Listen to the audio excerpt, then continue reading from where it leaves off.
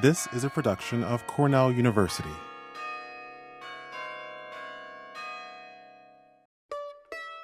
President Lincoln signed the Morrill Land Grant Act during dark days of the Civil War. 3 years later, with the founding of Cornell University in 1865, obligations to the people were implicit in the university's designation as New York State's land grant college.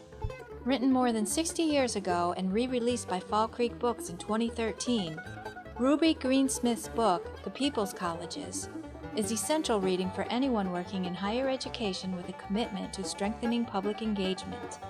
Director of Cornell Cooperative Extension Helene Dillard, Professor of Education Scott Peters, and Professor of Horticulture Jane Mt.Pleasant review Smith's writings, highlighting the impact and significance of the Extension's mission, critically assessing historic tensions between Extension service and New York's Native American communities, and suggesting lessons for Cooperative Extension's future in New York State. I wrote a lengthy preface to this book, so I'm not going to talk a lot about my view of this book. I do want to read you, in the spirit of a book reading, 2 paragraphs from the book that are particularly important to me. And then we will turn to hearing from Helene and Jane.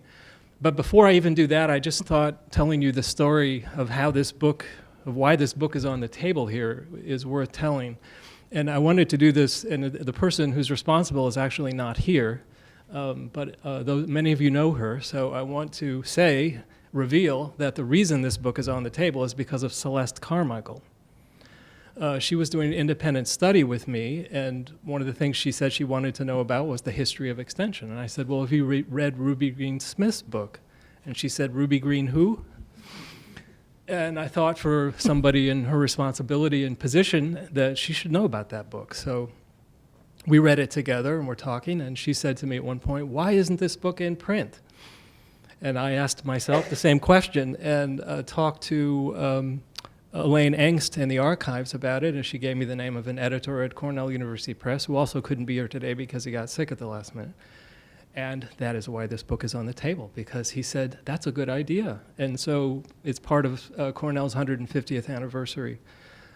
So thank you, Celeste, for suggesting that, and thank you to Cornell University Press for being willing to bring this back into print. I have read every single history of extension that has ever been published, as far as I know, in all the states. This is my favorite by far. Many of these histories are rather dry, full of lots of facts and names. She tells a story. She tells many stories, but there's a big story she tells. It's captured in her title, The People's Colleges.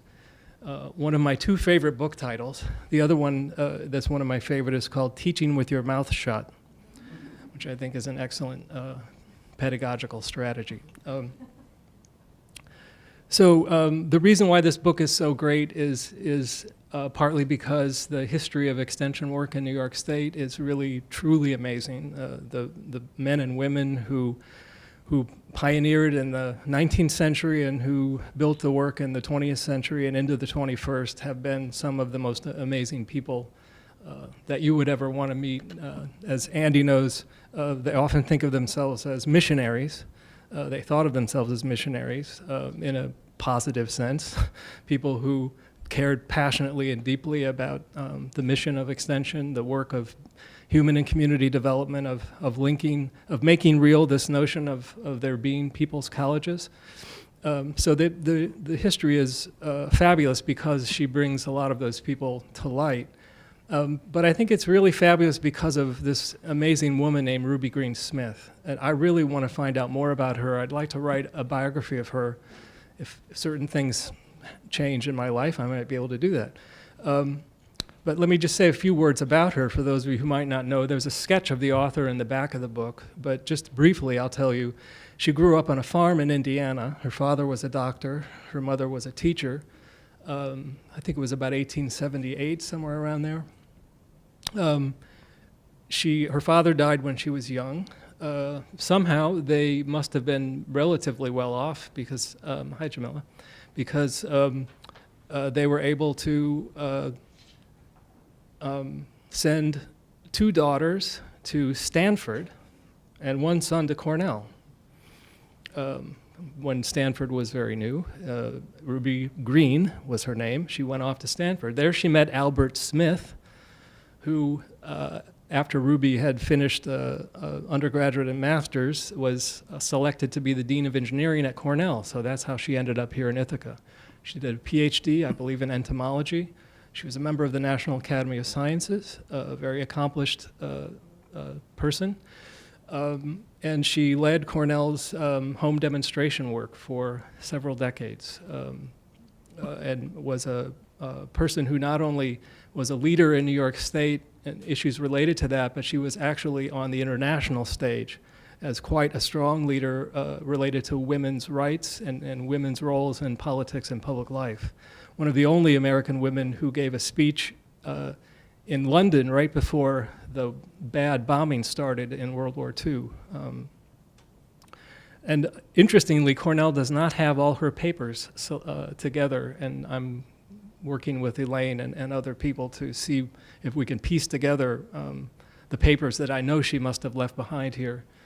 So she is an amazing person. I want to just read 2 paragraphs that gives you a flavor of her perspective. And one of the reasons I like her is because she's not embarrassed about talking about the philosophy of extension work, and really expresses in this book a philosophy of life that I think is very powerful.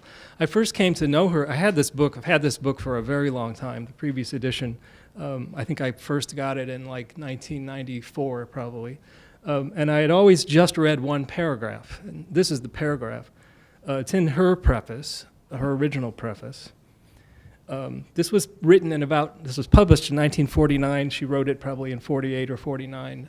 And when I read this paragraph, I can't imagine anyone writing it better today for speaking to the kinds of ideals that we have, those of us who think about universities' public engagement work.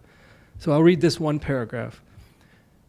There is vigorous reciprocity in the extension service because it is with the people as well as of the people, by the people, and for the people. It not only carries knowledge from the state colleges to the people, but it also works in reverse. It carries from the people to their state colleges practical knowledge whose workability has been tested on farms, in industry, in homes, and in communities. In ideal extension work, science and art meet life and practice. I always read that sentence twice. It is such a remarkable sentence. In ideal extension work, science and art meet life and practice. Mutual benefits result for the people and for the educational institutions they support. Thus, the Extension Service develops not only better agriculture, industries, homes, and communities, but better colleges. Now, this is exactly the spirit that people today think they're discovering for the first time. What if universities were engaged with communities, and wouldn't that improve our learning, student learning, and wouldn't that improve our teaching? And imagine if we could figure that out. How many conversations I've been in where people think they've just discovered that idea. My favorite paragraph in this book comes in a chapter that she titled Philosophy and Future. And she outlines a whole list of philosophical principles for extension work, 16 of them. This is number 13. And this to me encapsulates, I think if we could bring her into the room, we would feel what she's expressing in this paragraph. This brings out the dimensionality, I think, of Ruby Green Smith as a human being. And it also speaks to my own sense as a historian of something that's echoed across the history of extension, a set of values and commitments, and that are still in this room here today. So this is principle number 13. The name of the principle, don't want to frighten people in the room too much here, but the name of this principle is spiritual values. And here it is. Extension workers need to have faith in spiritual values and to recognize the human relationships that contribute to what the ancient Greeks called the good life. They should believe that in the kind of homes, farms, and industries which are the goals of the Extension Service, man cannot live by bread alone. That it is not enough for people to have food, shelter, and clothing. That they aspire also to find appreciation, respect for individuality and human dignity, affection, ideals, and opportunities. These are the satisfactions that belong to democratic living. 1949. Very powerful. I spent a summer reading this book in preparation to writing the preface. I felt different after that experience. I wish I could have met her. So I want to turn now to Helene and begin our conversation here by asking you how your reading of this book struck you, what, if anything, surprised you, what you take from it that you think has a relevance for today. Any other thing you want to comment about this book? Better give her this. So I read the book. When I started reading the book, I started on this old version. So I sort of have stuck with it because I've got my little stickies and things in there. But when I read the book, I think the first thing that struck me was the writing style and how she brought to life these individuals. And most history books, as Scott kind of said, some of them are pretty dry.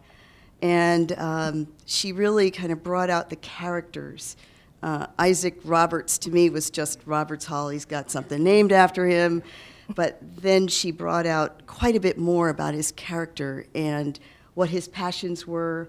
And she not only focused on what they were doing on the job, but also their home and private lives as well. So I thought that was kind of interesting. It just made it, I think, more real for me as I read through. I think the things that surprised me right off from the beginning was chapter 2 and chapter 4, where she talks about how it was difficult getting extension started, that the farmers weren't that interested in hearing from these professors who, were book learned, and some comments were made, well, when's the last time you plowed, that kind of thing. And so it was kind of, I just didn't expect that. So I found that rather surprising. The other thing that she brought out was she made sure she talked about each dean, and I wasn't expecting her to cover the deans of the colleges, but she talked about the deans and their influence on extension and what they did to promote extension. And I think one that I guess I didn't pick up on her being sort of a women's rights thing, but there's a part in there on the chapter about home bureaus where she says the men came out and supported developing the home bureaus, not just the farm bureaus, but making sure that we had the home bureaus and that they would get funded. So those were kind of the surprising parts to me. I thought the other one that I didn't expect it to have formed as well as it did was about the Department of Rural Sociology. I guess I thought that they came in much later in the history, but they were pretty early on, and so that also surprised me in the book. And then the last one that I considered kind of a surprise was that the extension faculty did not have faculty ranking, and that took some time to get. And, I've always thought, so it sounded almost like a California system with separate ranks for the extension people and for the professorial faculty that were teaching on campus. And so it was interesting to see that division had been there and now it's not there. So I thought about a couple of places that Scott read the ones that I liked too, but but he didn't get this one. So there were a couple that I thought were pretty interesting that I thought that the group would enjoy, and this was about Isaac Phillips Roberts, and the quote was, he had died in 1928, and so they got excerpts from people that knew him, and this was one that they said, the master talked not to, but with us. And I thought that goes right back to that whole thing of extension. They called it extension teaching, but really it was a two-way engagement.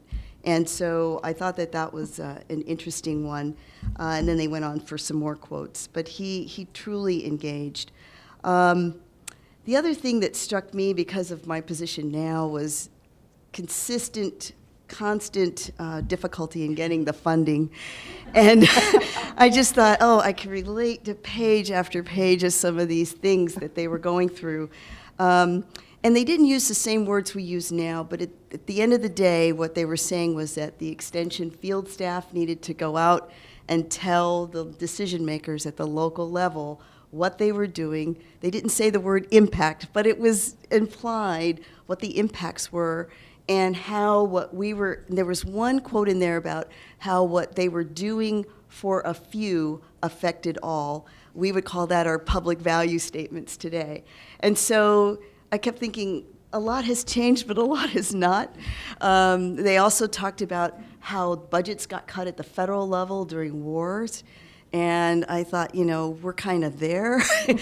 We got sequestration. We got a government shutdown next week, and so it was just like I felt like I could just change the dates and put 2013 on some of these things that they were going through. There was a part in there that really did surprise me, and I thought I'd read this to the group, and I'm sure the people in Mann Library would say, well, Helene, you should have known that, but I didn't. And that was she really called out Albert Mann and I'll read what she said. The state extension service was strengthened by Albert Mann's stout loyalty and rich experience. He participated for 32 years in furthering the development of Cornell's extension teaching. As dean, he secured increased funds for extension work, encouraged the development of country and city extension organizations, promoted the change in the status of home economics at Cornell when the department became a school and when the school became a state college, approved the recognition of home bureaus as coordinate in rank and name with the farm bureaus, and strengthen the interrelationships between research, resident teaching, and the extension service in the colleges of agriculture and home economics. I thought, wow, I didn't know he did all that. And so to me, that was a surprise and also something that I enjoyed because she really did a nice job of describing Albert Mann and several of the other deans. I think the other thing, though, that throughout this book, she talks about extension being adaptable and nimble, and tailoring things to the local needs. And certainly we talk about that. We just had the executive directors on campus, and we often talk about, the local needs and making sure that we're addressing things at the local needs as well as at the statewide needs. And then finally, I think the thing that I found, and I said it to Scott earlier, was in the beginning especially, she talks about people who were called to Cornell. It was a calling. And she really passionately describes these individuals and their dedication to the work. And when I look at some of our best extension field staff and our best extension faculty, they would probably not want me to say they were called to this, but they are dedicated to a level that you just don't find in most other job positions. And so to me, a lot of what was happening then is still happening now. And it's a very interesting book. There's some great photos. There's one of a train. I don't know if people saw the Cornell train. I forgot what page it's on. I think it's 274, I think it might be. Yeah, 274. And I guess, what it says was it was Cornell's traveling university, and that when World War II postponed their farm and home week, that the state colleges of agriculture and home economics brought science to the people in a farm and home special train. And so it's a nice picture of the train, but it made me think of the Cornell University bus that goes down to New York City and how it's got the thing on it now.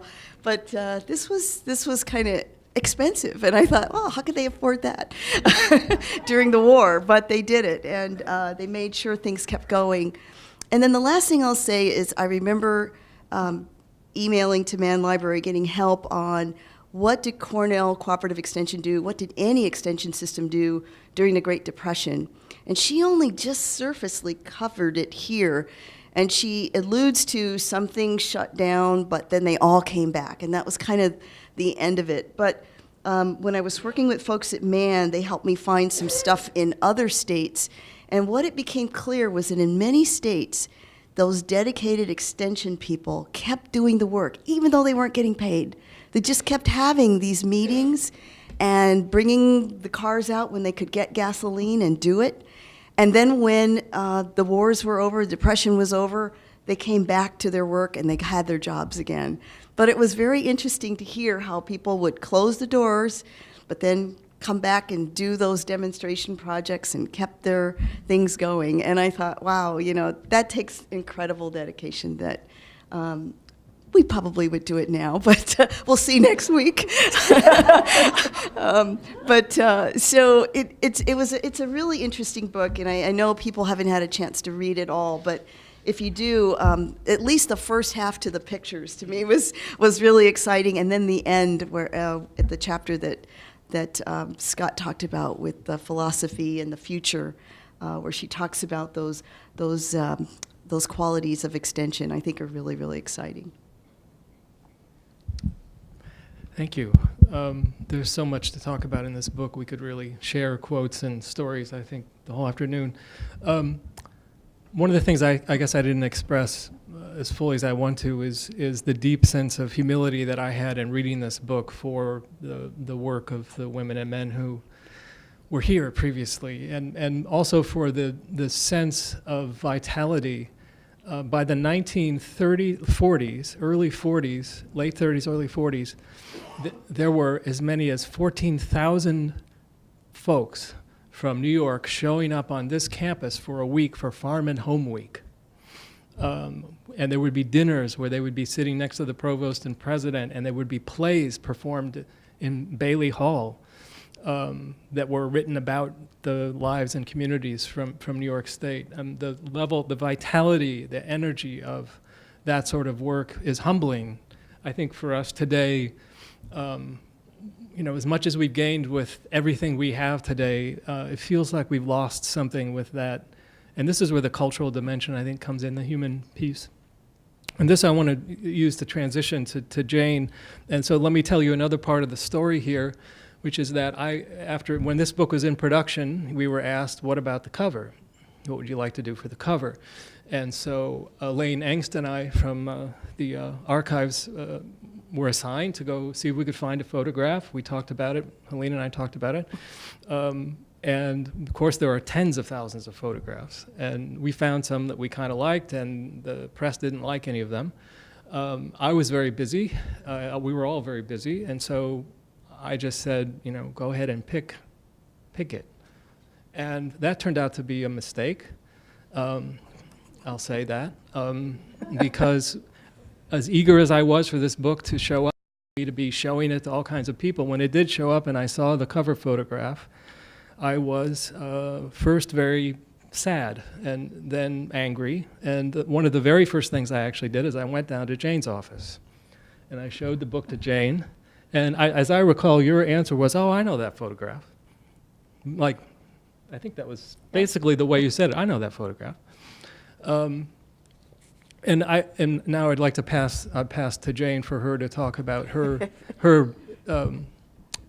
what you want to speak to this book. But before I do that, I want to say that the photograph is troubling from my own perspective, but it is also useful in the following way.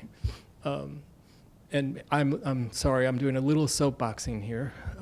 I'm a scholar, I'm a historian, I take that work seriously, but I also actually care about all this stuff and have particular beliefs about it. As much as we think that the land grant mission and extension is all about science and information and technology transfer and those sort of things, and of course those things are all very, very, very important. When you read the history of extension work, when you meet people like Ruby Green Smith, at least virtually, at least through a book, what you learn is that extension work is fundamentally about relationships. It is the work that happens, the educational work, the public work of people coming together to work together, to learn together. It is relational. It should therefore be no surprise, because we're all in relationships with human beings. We're all imperfect folks. We don't do that all that well all the time. There are problems with the way we're in relationship or out of relationship. And there is a history of trouble in our country and in this institution that has to do with things like gender and race and class, those sort of issues. And so this cover usefully shows us that, and I will stop my soapboxing and turn it to Jane. Oh, you have I'm going to go up to the podium. I do have a PowerPoint this afternoon, but I thank Scott and Dr. Dillard for inviting and for the Mann Library for arranging this. But I want to say first off that I also thank the Cayuga peoples on whose land Cornell sits and where we are being hosted this afternoon. When Helene and Scott and I spoke about how to address the cover and what they wanted me to do, it seemed to me that it was an impossible task when I sat down to address it earlier this week, and I got really kind of panic-stricken. So what I've done is I'm going to show you 12 photos and 12 maps, 12 photos, and a couple of slides with text that I hope will give you a sense of why the photo on the front page of this book is troubling to so many people. Me, first. And it's a very complicated story, and it needs a much longer timeline and a much wider lens in order for you to understand what I see in this photo. So we're going to go, and we're going to go fast. All right. The first one is a picture of what North America, our section here in the Northeast, looked like before Europeans came. And this map is even inaccurate in that it supposes that there's a boundary between the United States and Canada that existed before the establishment of either one of those countries. But what I want to point out to you is that dark purple is predominantly native peoples who speak Iroquoian languages, of which the Haudenosaunee and the Iroquois Confederacy in New York State are predominant. If we look much closer at New York State, the homelands of the Iroquois, not only the area, their area goes much wider into Canada and south into Pennsylvania and west over into the Ohios, but we see these five nations as the lands that they controlled around 1650. The Mohawks, the Oneidas, the Onondagas, the Cayugas, and the Senecas. We can look at another map in 1720. And this is more or less what Haudenosaunee nations looked like right up until the eve of the Revolutionary War.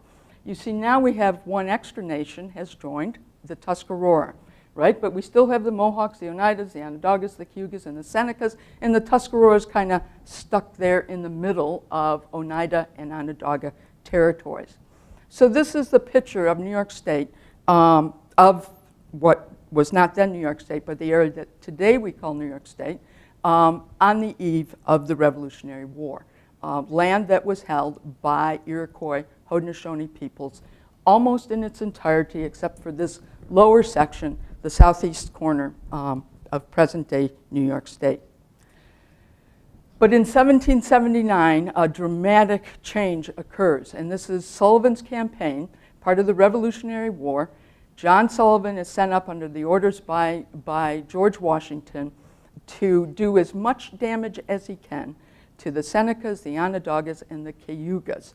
And he comes up from the south into the New York, across the New York border, comes right through Elmira and Ithaca, and begins to slash and burn Cayuga, Onondaga, and Seneca villages and agricultural fields. At the end of the Revolutionary War, these communities, these nations, had supported Great Britain in that Revolutionary War. We know Britain lost, and when they lost the war, they abandoned their allies and made no provisions for them when they sued for peace with the American revolutionaries about what was to happen to the people that lived here. So there was an incredible dispossession that occurred after 1779. And what I'm showing you here is that basically this long path across the center of present-day New York State, this was prime land held by Haudenosaunee nations. All of those people there, whether they were allies of Great Britain or allies of the American revolutionaries, the Oneidas and the Tuscaroras supported the American revolutionaries. They all lost their land. Why?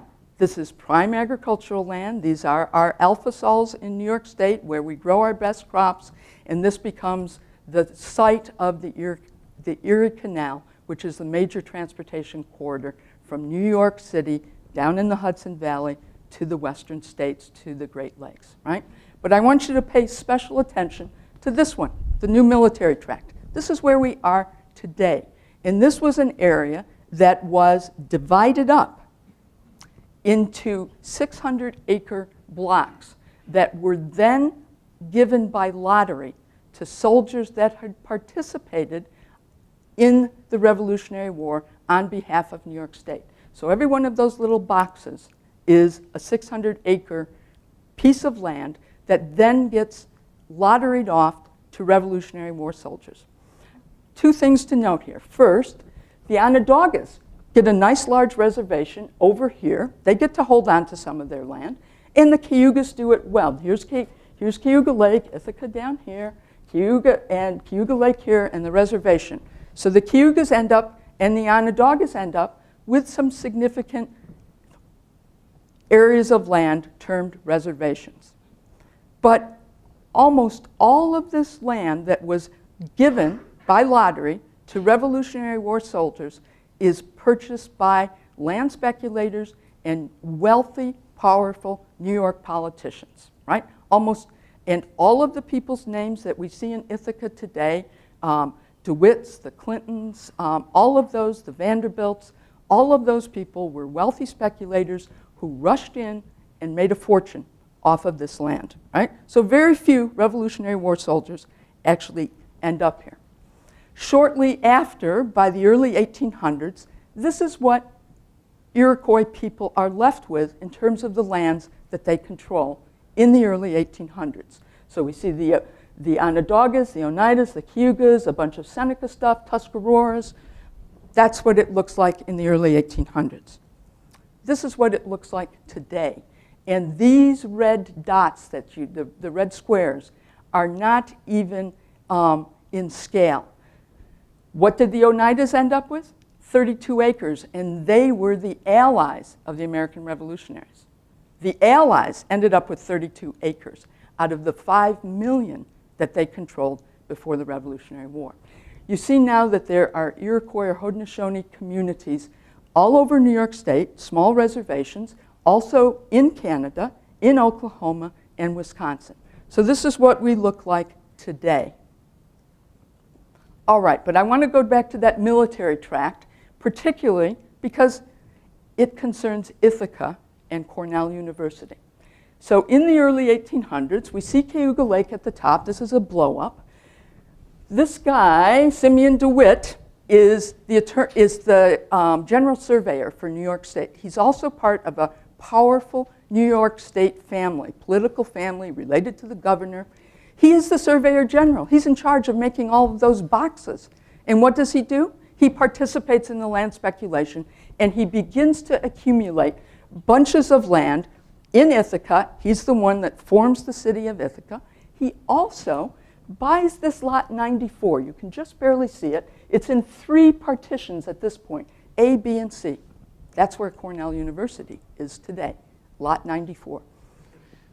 Ezra Cornell buys 300 acres of that lot 94 from Simeon DeWitt's estate. By the time he bought it, DeWitt was dead. He buys it from his estate. And that's where Cornell University is formed. We are on lot 94, right? Given 300 acres donated by Ezra Cornell, 300 acres of Cayuga land. Cornell University today, we sit right at the edge of Cayuga Lake. We occupy Cayuga territories. All right, so now we kind of situate ourselves, Cornell University, and our relationship to indigenous lands in this area. Now we come to Ruby Greensmith's book, right?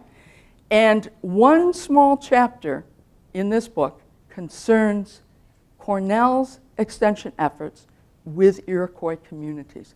And the person that was responsible for this is this guy, Earl Bates, who was here at Cornell basically from 1921 to 1964. And the picture on the left, the photo is him as a young man, and then in 1964 when he retired.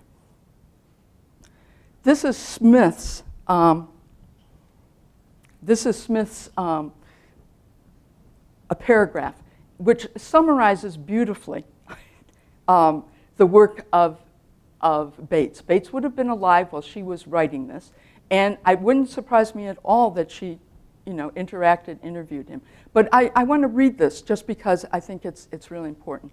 It says, achievements in the extension work on New York's Indian reservations suggest fine potentialities, chiefly because after decades of understanding friendships with Indian men, women, and children, Dr. Bates has won their confidence in education.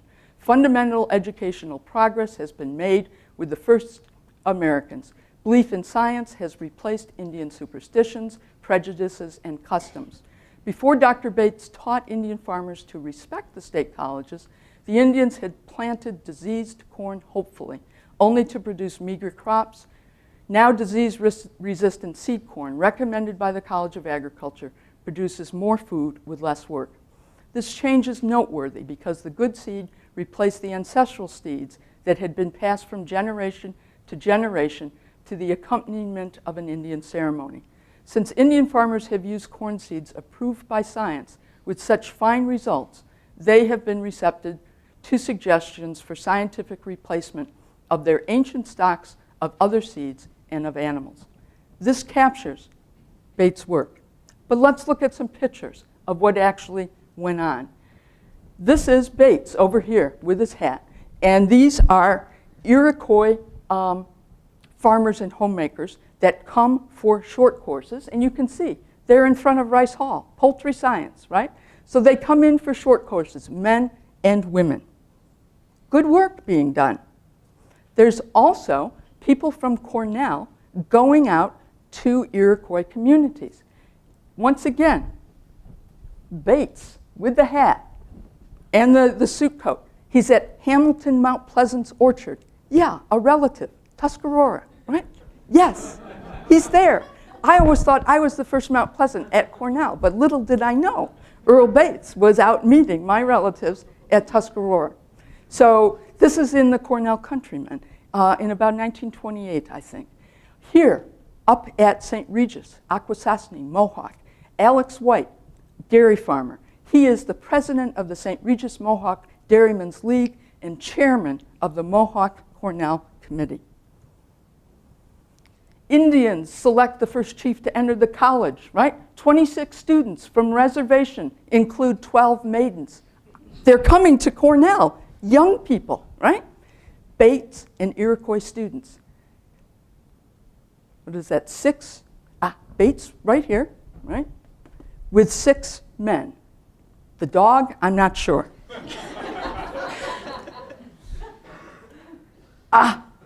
But now watch what happens. But can we go back?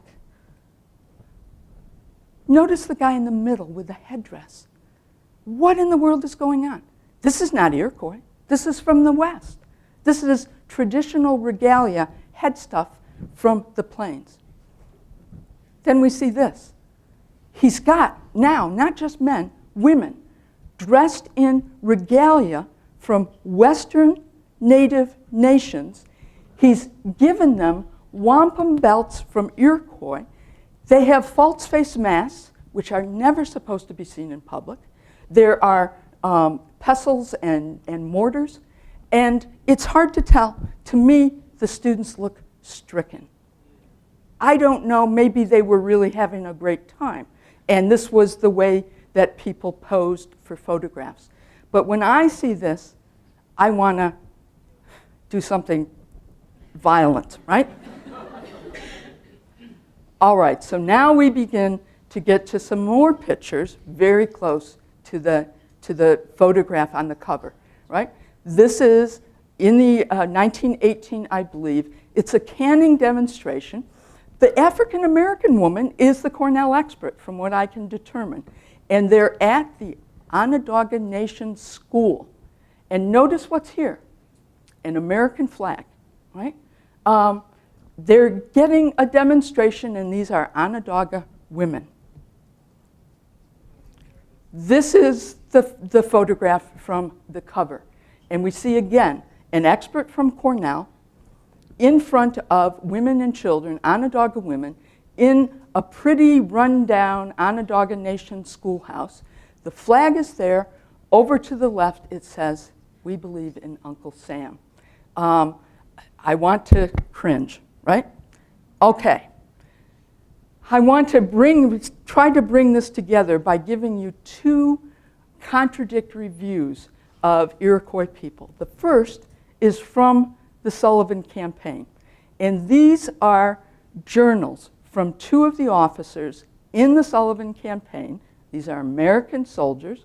And they report what they see when they come up into Seneca territories. And the first one says, "We found 200 acres of exceedingly good corn intermixed with beans and squashes, pompions, and a few potatoes." This is Shute. I think he's a lieutenant. August 28th, 1779. And then Beatty, another officer, says, "Our brigade destroyed about 150 acres of the best corn I ever saw." 150 years later, this is what Ruby Green says about Iroquois agriculture. Before this is the same one, but I want to read it again. Make sure you get it, right? Before Dr. Bates taught Indian farmers to respect the state colleges, the Indians had planted diseased corn hopefully, only to produce meager crops. Now, disease-resistant seed corn, recommended by the College of Agriculture, produces more food with less work. This change is noteworthy because the good seed replaced the ancestral seeds that had been passed from generation to the accompaniment of an Indian ceremony. So my question is, how do we go from Iroquois being these tremendous farmers to these people who can't feed themselves, who have to be taught by Cornell experts how to can food or how to feed their children healthily? How does that happen in 150 years? What is going on? So I say, how do we make sense of this, of these pictures, of these views, of who and what Haudenosaunee people were and are? So these are my sense of where we get to. A series of statements that I think accurately describe what's going on. The Iroquois in present-day New York had complex functioning communities with extensive productive agriculture and trade until the Sullivan Campaign in 1779. They were displaced by military force, by New York land speculators, by government officials and settlers, and today reside on very small parcels of land scattered across New York and other regions of the US and Canada. Cornell University was established on Cayuga lands, but there is no mention of the Haudenosaunee in any Cornell history until Smith's book in 1949. And even today, Cornell administrators only reluctantly and infrequently acknowledge the Cayugas as the original inhabitants of this land. Cornell's original extension work with Iroquois was a complex mixture of well-intentioned attempts to improve the conditions within the Haudenosaunee communities and paternalism, racism, and colonizing actions that further damaged Iroquois capacity to maintain and assert their political, cultural, and economic sovereignty. in order for us to understand this, to have a conversation, to decide what does Cornell Extension do about this, we first have to acknowledge that history and then engage with it and figure out, well, what do we do now?